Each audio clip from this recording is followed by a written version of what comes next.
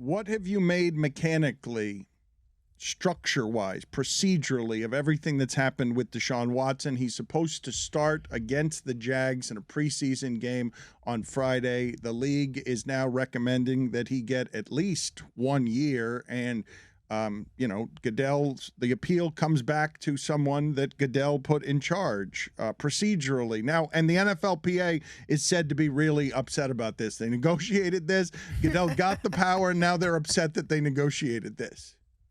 I love when the union does that. When there's something right in the collective bargaining agreement that's an advantage. What happens actually, just a little side story, after a CBA is done, you've got the player's side and the owner's side. They read the details of the CBA because they don't read the details before voting on it because it hasn't been fully written. You only really have an outline. Then the full CBA gets written. Then both sides read the full CBA. And then they submit a document, an internal document of places where you must take advantage of the benefits that have been granted in the CBA that the other side may not realize they gave up.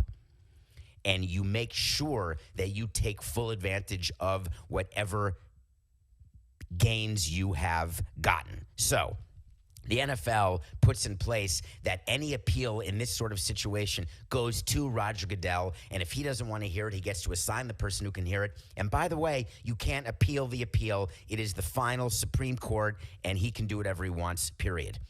That is codified, but then when it is practiced, the players say, oh, my God, this is so unfair.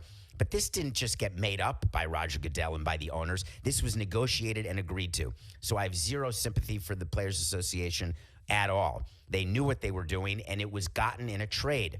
The players got something related to revenue, related to the cap, related to salary, some sort of financial benefit the players got in order to give up this really appearance of fairness in this appeals process. But what I discussed on this morning is nothing personal. Is this Deshaun Watson situation, and everyone's saying that because he's playing the preseason game Friday night, now not Steve Harvey, I've done that on the show, Peter Harvey has to make his decision before Friday. It's so much better if Steve Harvey was. By the way, it would be. It's the same thing. Are you wearing one of his jackets? Yes, he's full green, lime green, alligator skin shoes, and he's making the decision by pointing to a cardboard placard. Game show placard works as a word.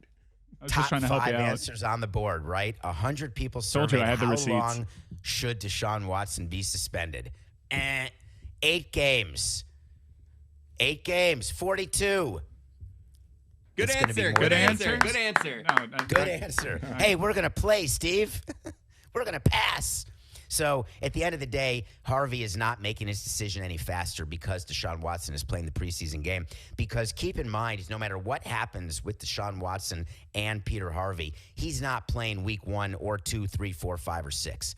The only thing that is being discussed is how many games after 6 games will he not be allowed to play.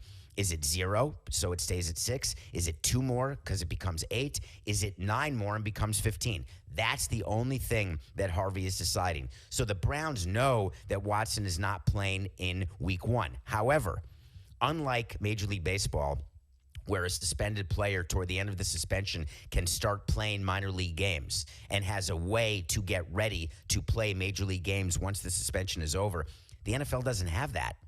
There is no way for Watson to get into a game until it's an actual game that he's eligible to play. So if I'm the Browns, I need him playing in the preseason games because he's got to get game action, especially because he missed all year last year.